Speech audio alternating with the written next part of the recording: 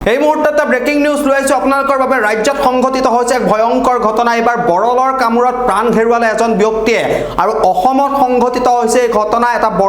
এটা বৰলে প্ৰাণ ললে এজন ব্যক্তিৰ। হাজোত সংঘটিত হৈছে এই ঘটনা।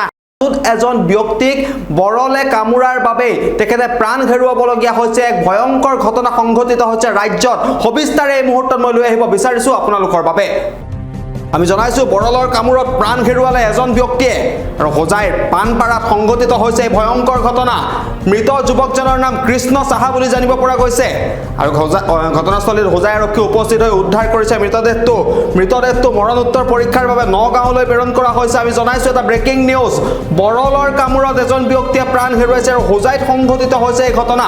হোজাই পানপাৰাত এই ঘটনা সংঘটিত হৈছে। কৃষ্ণ সাহা নামৰ এজন যুৱক। সেই যুৱকজনক বৰলে আক্ৰমণ কৰিছিল আৰু বৰলে আক্ৰমণ কৰাৰ ফলতে যুৱকজনে প্ৰাণ হেৰুৱাবলগীয়া হৈছে আৰু ঘটনাস্থলীত হোজাই আৰক্ষী উপস্থিত হৈছে। মৃতদেহটো উদ্ধাৰ কৰিছে আৰু ইতিমধ্যে মৃতদেহটো মৰণোত্তৰ পৰীক্ষাৰ বাবে নগাঁৱলৈ প্ৰেৰণ কৰা হৈছে। যুৱকজনৰ এনে ধৰণৰ অকাল বিয়োগত এতিয়া শোকত ভাগি পৰিছে পৰিয়ালবৰ্গ।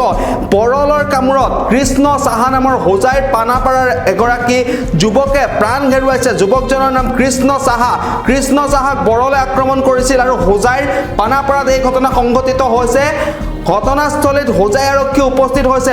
কৃষ্ণ সাহাৰ মৃতদেহ উদ্ধাৰ কৰিছে আৰু মৃতদেহটো মৰণোত্তৰ পৰীক্ষাৰ বাবে নগাঁৱলৈ প্ৰেৰণ কৰা হৈছে।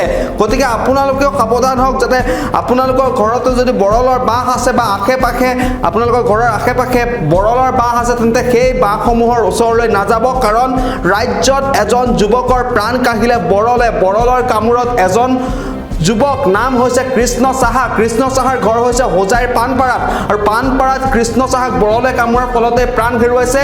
আৰক্ষী উপস্থিত হৈ মৃতদেহটো উদ্ধাৰ কৰিছে আৰু মৃতদেহটো ইতিমধ্যে মৰণোত্তৰ পৰীক্ষাৰ বাবে প্ৰেৰণ কৰা হৈছে নগাঁৱলৈ।